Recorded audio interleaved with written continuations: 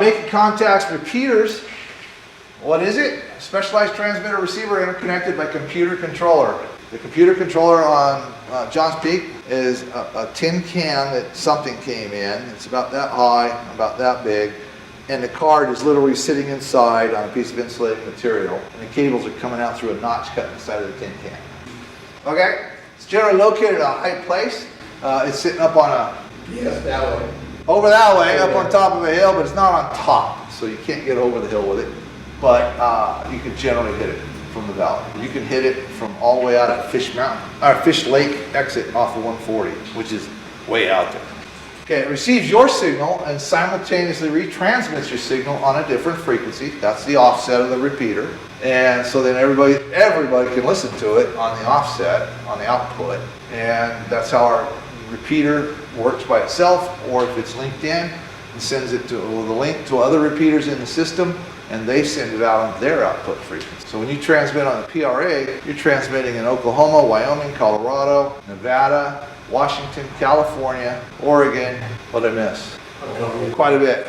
Okay. Dramatically extends line of sight range if both users can see the repeater site. Now, C is the radio seeing it, not you seeing it. It could actually bend around something. We'll talk about knife edge in a bit. Okay, so basic repeater design. You got a transmitter and a receiver and a duplexer. Now this could be a transceiver, but you have a duplexer which allows the signal to come in to the receiver and immediately go back out on the same antenna as one's coming in, one's going out, and keeps them from messing each other up. And that duplexer is the key. What the duplexer is a series of... We got pictures. Okay, yeah. But yeah, it's a series of filters that say, this is all that's going through, and this is all that's going through in this area. And so that's the transmit and that's the receive. And when we did, we put an antenna analyzer on the cable from the cans, and on 147.100 it was dead on 1-to-1, 1.0. And as soon as you took that knob and went anywhere, 5 kilohertz either side. boom, it just died. And that's what this does. Get to CQ or not CQ. On repeaters, don't CQ. Don't call CQ on a repeater. Do not do it. We will laugh at you. We may not key up and laugh, but we are going to be chuckling. We're going to giggle. We're going to go like, oh, there's a new guy. So don't call CQ on a repeater. Simply say your call sign to establish contact. So on PRA, which is 49 repeaters, and a couple of all-star nodes running around the world, the country and the world sometimes, all you do is throw your call sign out. We all heard you if we're on there, and we all know you're there. And the only reason you throw your call sign out is you want to talk to somebody, because otherwise you can listen all day long without saying a word. So you must want to talk to someone. So don't have to go CQ. You don't have to say monitoring. Don't do that on the PRA. Just throw your call sign out. And then if you really, really want to talk to somebody, or you have an emergency, if you have an emergency, we'll cover that. Let people know, plain English or the pro words. And somebody's probably listening no matter what time of day or night it is on the PRA. And long-term operators, especially military long-term operators, most of us are simply going to be in working mode. That means you don't know we're there. If I have something to say, I'm going to say it. But if I don't, I'm quiet. And most military operators are that way. My radio is generally on from the time I get up. Sometimes I go feed the cats first because they're pretty persnickety about wanting their stinky food in the morning. That radio goes on and it doesn't go off sometimes until after my girlfriend goes to sleep, because she goes to bed early. And I'm in trouble because the only reason I remember that it's on is because it squawks and wakes her up. It's on all day, most of the time. Okay, on simplex and HF. So if you're on simplex 146.52, then you go CQ. So there's a lot of people that go up on top of mountains and they try and make contacts, VHF, UHF, as well as HF. And they will get up there on 146.52 because that's what everybody monitors as the calling frequency. And they'll call CQ on 146.52. That's correct because it's a simplex, not a repeater. Practice using your radio. If you don't practice, you're not going to be any good at it. When you do need it, you're not going to be able to make it work the way you need it to work. Being off frequency, having low batteries, or a bad location can cause problems on FM repeaters as well as other modes. And that is in yellow, and they're looking for those three circumstances. Yeah, all three. It's going to be in all of the above. You can be here in the valley, driving down a road, and you got Johns Peak stronger than the Dickens, and you drive by a particular building, and it's gone, because that building's got enough metal in it to block your signal. or there's a hill out there that you've just got the line of sight is gone. Okay, auxiliary stations are used to extend the range and avoid obstacles. Repeaters often use remote receivers, and basically what that is the receivers, the repeater's up here, and it's got a receiver over there. So there's a hill in the way, and they want to get that little valley over there. They'll go over there and they'll put a receiver over there, and then that will relay it up to here. Sometimes it will actually transmit back out of there. Signals from these receivers are then transmitted to an auxiliary station by an auxiliary station to the repeater's transmitter site for retransmission. It can be by a link, a radio link, or it can be by a hardwire. Repeater, things to know. You need to know the output frequency and the input frequency. We talked about those. You need to know the repeater access tones if there are any. So if it says T or D, CS or whatever in the repeater book and gives you a number, that is one of a discrete number of tones that are possible. It is a sub-audible, with the case of a CTCSS, sub-audible tone. You can't hear it, that's what sub-audible means, but it's transmitted along with your signal. If my repeater doesn't hear that CTCSS tone, it won't open the squelch and and retransmit your signal. Just ignore you. It still hears it. It still hears it, and you're tying up the frequency, but it won't go through the repeater. Oh, and DCS is digitally doing that. Frequency split, rather than remembering two frequencies, the standard shift allows you to remember only the output frequency. So the one you got to listen to, you dial that into the radio, and you're receiving it. And you put it in standard split, it's either up or down. Frequency, so Johns Peak, 147.100, the Johns Peak repeater. Or we'll call them, meet you on the 147.100. Or we'll say here, there's a specific frequency, or we'll go, let's go to 9.4. So 146.94 is King Mountain. If you're on the PRA and say, let's go to 9.4, and you're talking to somebody who knows you, because there's 49 repeaters and several of them may have end with 9.4. It's just another way to go. If we say go to the 510, then we know it's 14510, and that's a repeater out in the Gold Hill area. Here's an abbreviation for a well-known standard repeater channel is being used, meaning 146.94. Repeaters are frequently identified by their output frequency, but not always. How about the Norwell repeater? Hey, let's go to Johns Peak. Everybody that's familiar with the area is going to know, oh, there's Johns Peak. Here the repeater is referenced by the sponsoring club name, or, well, Norwell, I guess, is the club. Johns Peak is called Johns Peak because it's up towards the top of Johns Peak Road. It's sending signals through a repeater duplex. The repeater listens on its input frequency, and you must transmit on the input frequency.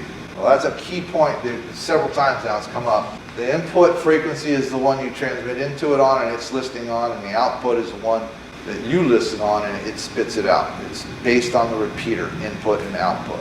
In duplex, the repeater then shifts the frequency up, positive or down, negative, and transmits your signal on its output frequency. Reverse or split function, this is very helpful many times, especially if you're a net control or you're working with a net control. Sometimes an operator may have difficulty hearing a transmission over the repeater's output frequency. The station may not be strong enough to keep the repeater's receiver squelch open. So if it's a weak signal coming in and you can hit the reverse function on your radio, you might be able to pick them up simplex. And where that system that Bruce is describing really shines is, I live halfway between Central Point and White City. We've got an operator out in Eagle Point that's working on 2 walls, okay? Johns Peak is over there, another 5 miles that way. Bruce is this way, 3.5 miles. The guy in Eagle Point can't quite keep Johns Peak open, but I can hear him just fine halfway between White City and Central Point on the reverse. So the reverse, what the reverse is, you hit the reverse button and you flip-flop the frequencies in your radio. Yeah, I want to make sure I'm not saying this wrong. He's transmitting on the input frequency of the repeater, and when you hit the reverse button, because normally you're listening to the output of the repeater, when you hit the reverse button, you're listening to the input frequency, so his signal's coming straight to your radio. I'm essentially, when I'm on reverse, I'm essentially pretending I'm on Johns Peak. Is it just because of efficiency? His angle? It's locked? Usually it's location-based. Yeah, location or the strength of their signal. If I'm closer to him than the repeater is, I might be able to hear him better. He might have a mountain between him and the repeater, and you can get enough signal through that, hey, somebody's there. If I'm over here and I hit the reverse, I might get the signal directly. So I'm in Eagle Point, So because I run the nets on Friday night on the radio association, I don't worry about it. But on the club one, I have the roster, and I have every station that checks in, I have checked the reverse to see if I can hear them. and I have a tag beside them that designates, yes, all these I can hear. There's like 2 stations I can't hear on reverse using the Johns Peak. So if there's a horrible thing, anybody that goes to Johns Peak, I'm just gonna set up as though I'm the repeater, and we can simplex between me and them and make communications. That's my plan. Simplex works. So, because I know I can talk to all these, and those ones that I can't hit, I know where they are. I can call someone that's in that area and say, hey, can you get a hold of these guys? And relay the information. Okay, station may not be strong enough to keep the repeater's receivers squelch, so you use reverse. I just wanted to point out on these nets, you'll often hear people asking for relays too. The relay in theory is going to switch over to reverse, get the message, and then they will relay it once they switch it back from reverse, so that the net control operator can get the information. Yeah, so if you want to have some fun and build some experience on the noontime net on 40 meters, you can offer to be a relay sometimes. You don't have to commit to anything, just when they start running out of people checking in, you go, hey, you want me to run a few calls from here in Southern Oregon? And I've done that. 20 people jumped out of the woods that couldn't get through to anybody else because I was close enough that or in the right propagation area that I could pick them up. All right, the reverse function on many transceivers allows the operator to listen on the repeater's input frequency to try to hear the signal. So we beat that to death, right? Can you go back? I'm sorry, I didn't catch all that. So reverse function makes my radio, instead of listening on the repeater's output, it flips it and I'm listening on the repeater input frequency so that guy's signal coming out of his radio on the Is repeater that just like a button you can flip? depends on the radio. On your radio. Repeater offset is the difference between the repeater's transmit frequency and its receive frequency, and it is called the repeater offset. We've already talked about that enough that we don't need to write it down, right? Oh, we got notes being taken. Repeater frequency split. So let's just see what else we got up here. The split shifts or offset frequencies are standardized to help facilitate repeater use. There are positive and negative shifts depending on the plan. The common 2-meter shift is 600 kilohertz.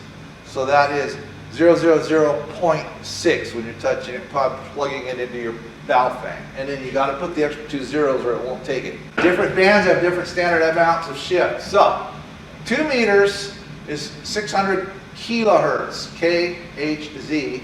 70 centimeters is 5 megahertz. That's standard. You can make it 4, you can make it 6. If you've got room in the band, that's the other thing, is don't be putting it to where it jumps outside the band. Keep an eye on it. 600 kilohertz for 2 meters is the standard offset. Great. Sometimes multiple repeaters can be accessed at the same time unintentionally. To preclude unintentional access, some repeaters require a special sub-audible tone or CTCSS. That's continuous tone-coded squelch system. To be present before the repeater controller will recognize the signal as a valid signal and turn on the repeater. But you're on that frequency, so if he's trying to get in and he can't hear you because he's got the tone in, no, you might hear him. Your tone is on your transmit, not on the receive. Correct. So he's probably going to hear you, but you're not getting through the repeater if he's close enough to you. These tones are called by various names depending on equipment manufacturer. PL, a Motorola trade name for CTCSS, which originally meant private line, and there was no privacy. Privacy codes or tones, there's no privacy. Access tones are usually published along with repeater frequencies. It could also be announced when the repeater identifies. Sometimes the repeater will go, welcome to AK7SB, repeater, tone 136.5. We don't do that because I want you to have the tone in there all the time. But some of them do. PL is 123. And there's no problem to put the code in there and just forget it. Yes. I tell everyone, and you should make this standard practice. If there's a tone, whether it's being used or not, put it in the programming. Because if it's not got the tone turned on the repeater, it won't care. It doesn't care. But if they turn on the tone because there's a problem, now you're not getting in if you don't have it in there. And now you got to go, how do I put the tone in here? So like with the Baofeng, it's a pain. It can be done manually or with a computer, but it's a pain because you got to remember all the little buttons you got to do and the exact procedure. So just put the tone in. We turned on the tone. The tone on Johns Peak is generally not on. I keep that reserved for, we got an issue. There's interference or whatever. And from my radio, I can just key it up, punch in a code, and it will turn it on. So when you use Chirp, will that automatically load all that on that you want, or? depends on where you got your stuff. You can do a download, and as long as repeater book is accurate, or wherever you got your stuff, your information, yes, it will put it in there. So we turned on the tone one day on the Monday night net for the club, and we lost half the check-ins. But as long as it's accurate, I can just download it. Yes, and if you buy a programming cable off the internet, spend the extra money and get the good one, because there's a lot of counterfeit chips out there. You'll find one that's for $4, and it's worth $4. If it's from RT Systems, it's gonna work. Yeah. I'm not saying go buy an RT Systems, because they are expensive, but they will work. Okay, tones are generally programmed into the radio along with the frequency and the offset, nothing yellow. Beware that you will need to learn how to program these access tones into your individual radios. We will help as much as we can. Each radio programs differently, part of becoming familiar with your own equipment. Once programmed, the radio will automatically make the shifts in the frequency and produce the tones as you communicate. So nothing yellow up there, but yes, get familiar with your own equipment. You gotta use it. There's a billion preppers out there with a box with a Baofeng in it, just waiting in case they need it. And they don't have a clue. CTC SS, there we go, continuous tone-coded squelch system. Uses a sub-audible tone transmitted along with normal voice audio to open the squelch of a receiver.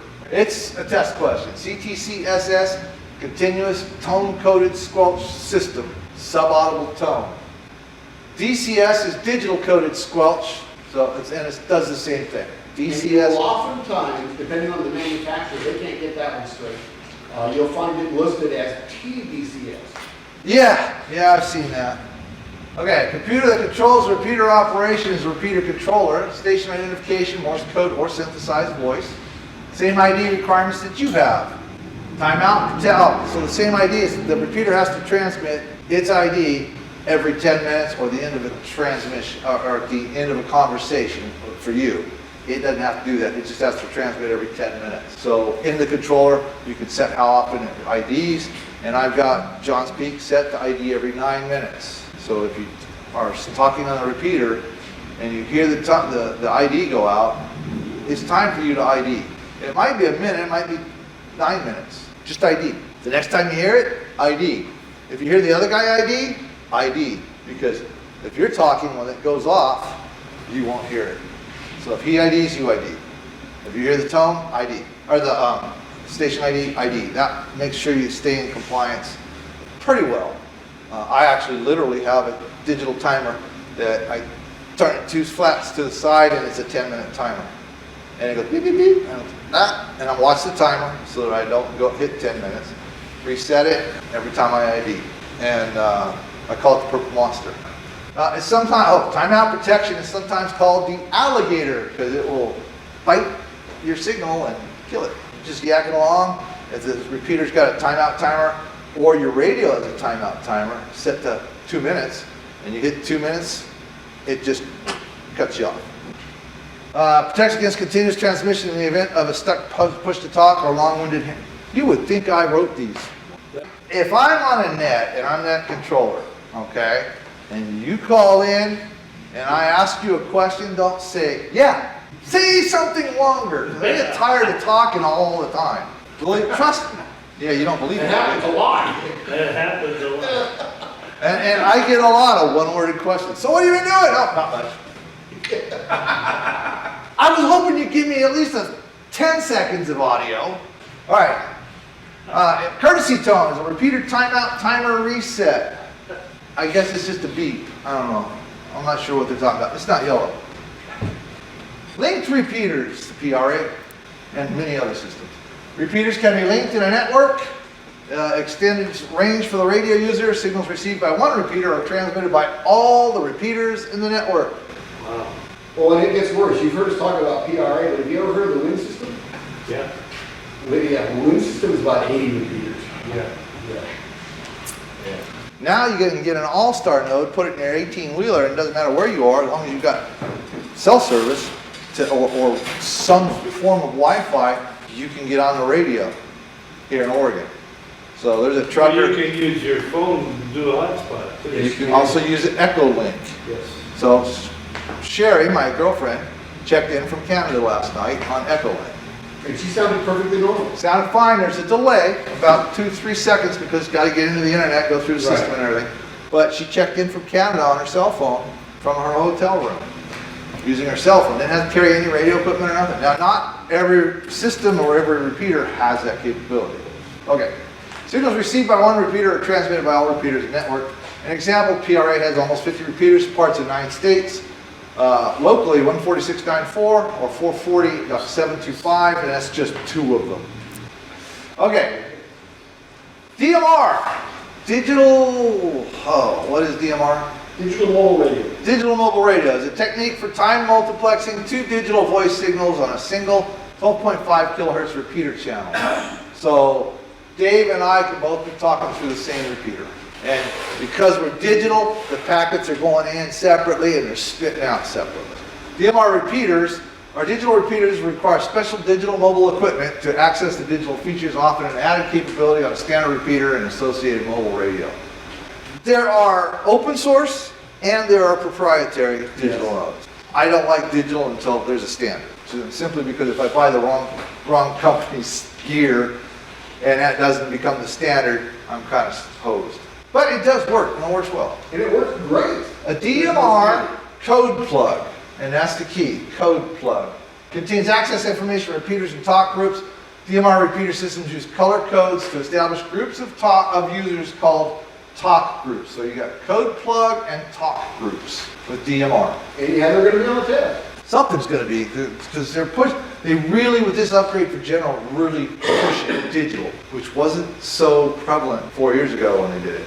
It was coming out and it was there, but it wasn't like it is now. Okay, it allows groups of users to share a digital repeater channel at different times without being heard by other users on the channels. Joining a talk group, program your radio with the group's ID or code. And so you will hear people talking on the radio go, does anybody know what the code plug is for blah, blah, blah? You will hear that from time to time if you leave your radio on all the time. Digital modes, voice over internet protocol or VoIP. That's the same technology as using the internet at home to do a phone call. Voice over the internet protocol, but you're accessing via the radio.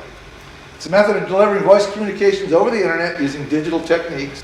The internet allows high-speed digital connections between 2 radio systems anywhere on Earth. So that Baofeng, if you access an Echolink node, you can have it spit out anywhere in the world that there's an Echolink node. And there are radios that have Echolink nodes built into them that you can just buy, and they're not that expensive, a few $100s. And it's just your regular radio, but it also has Echolink as far as being a node. So your Baofeng can technically go halfway around the world is the longest distance you can get, and your Baofeng can do it if there's a node there. You get a better radio, it'll do it better. 2 popular systems, IRLP, Internet Radio Linking Project. Echolink, that's the one through your phone or your computer or your tablet, Android or iOS, doesn't matter, or your PC, you can get into Echolink. It uses VoIP, Voice over Internet Protocol technology, to link to repeaters. So you have to have your license, you have to get verified. They verify that yes, you are indeed a ham, and then they give you access. And then You get a node number that belongs to you. yeah. And then you can get on with your cell phone, your tablet, your PC, any device that you can get onto the internet with, you can get on Echolink.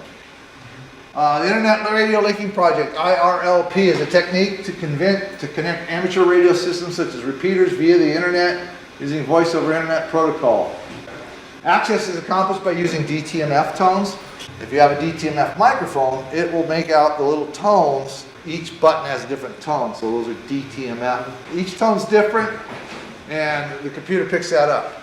You can actually record those tones and play them back with it on the handset, and it'll do whatever it is.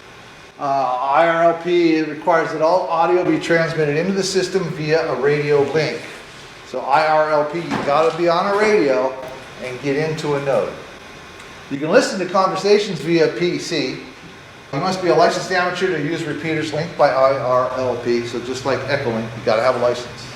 Access to an IRLP node is accomplished by using DTMF, dual tone multi-frequency, there we go, signals.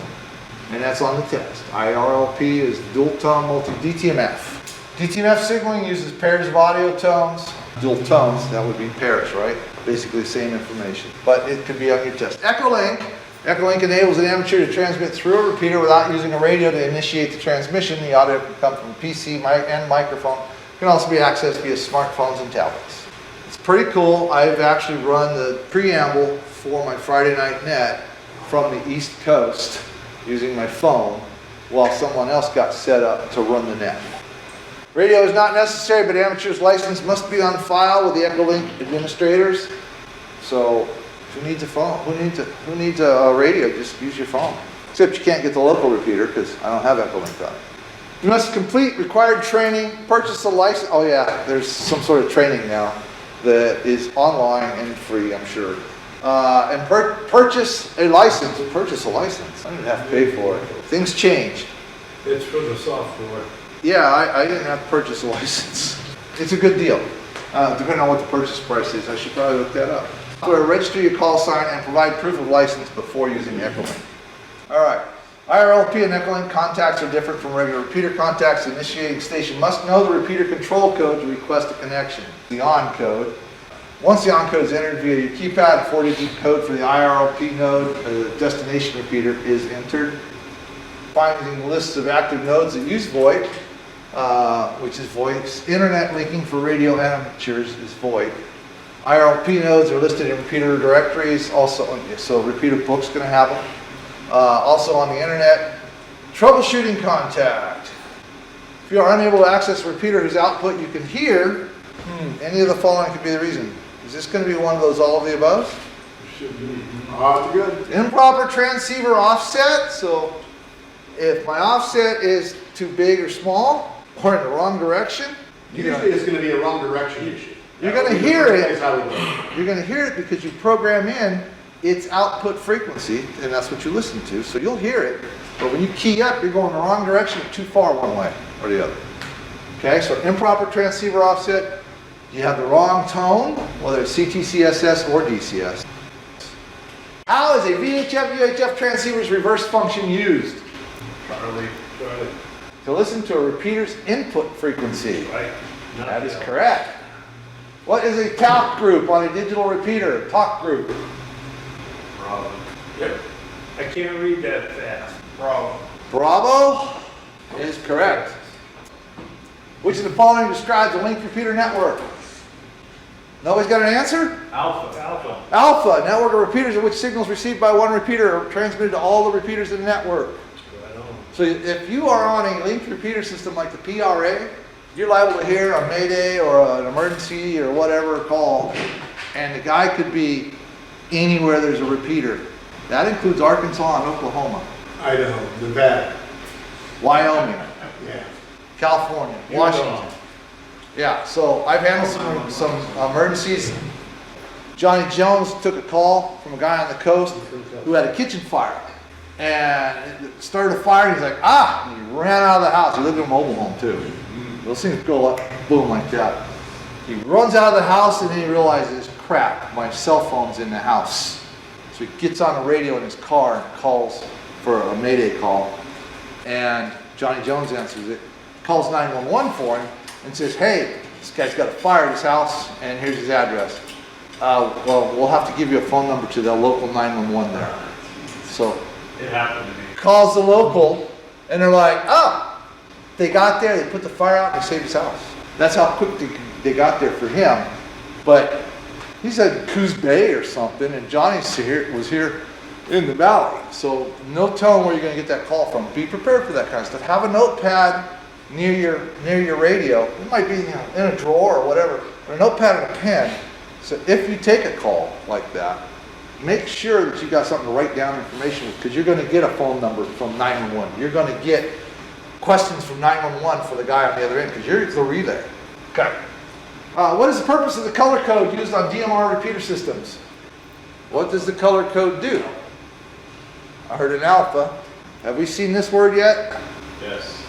Oh, we have? Well, it's alpha. I didn't think we had seen codec. I don't remember.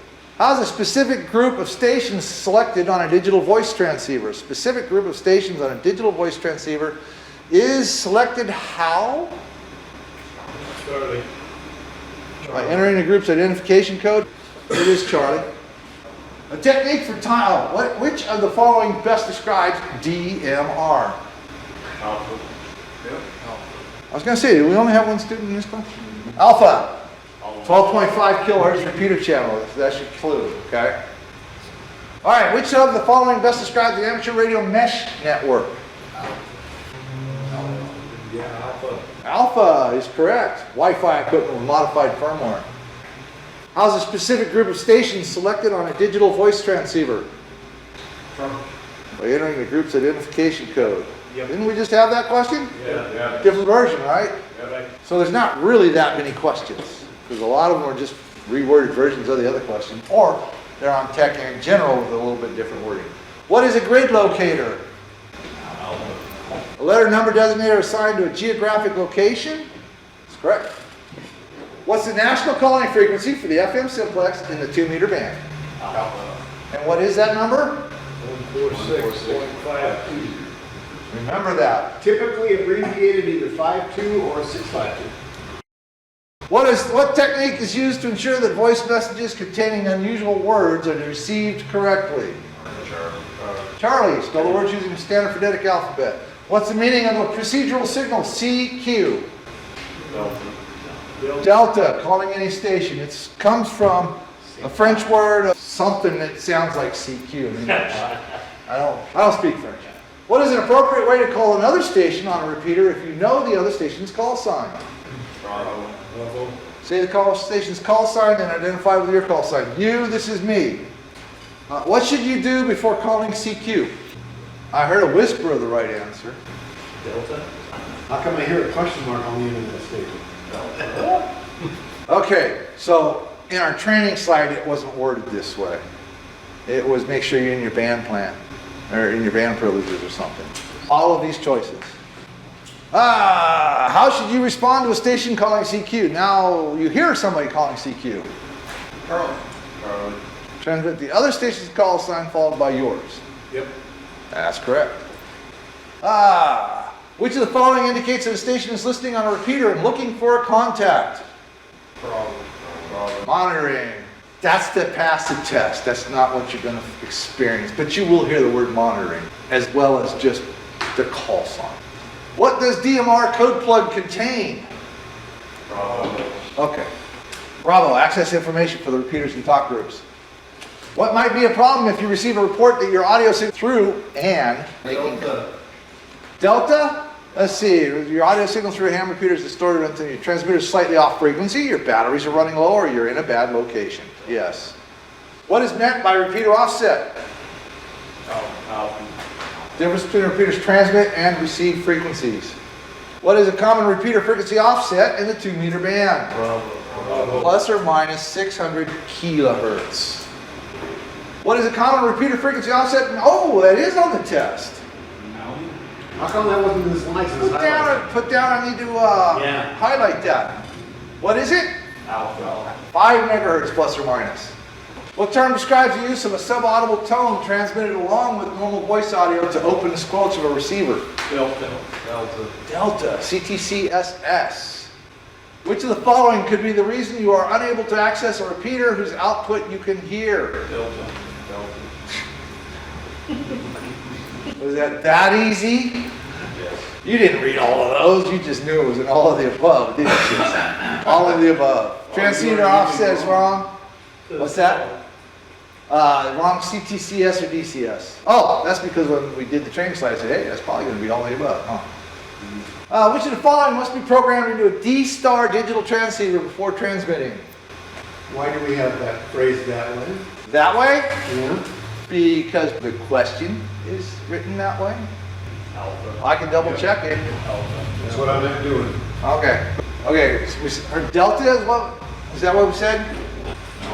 Alpha. Oh, okay. Alpha's correct. How is over-the-air access to IRLP nodes accomplished? DTMF signals to get in there. All right. What is Voice over Internet Protocol or VoIP? Delta. Method of delivering voice over the internet using digital techniques. Which of the following protocols enables an amateur station to transmit through a repeater without using a radio? To initiate the transmission, Delta. Echolink.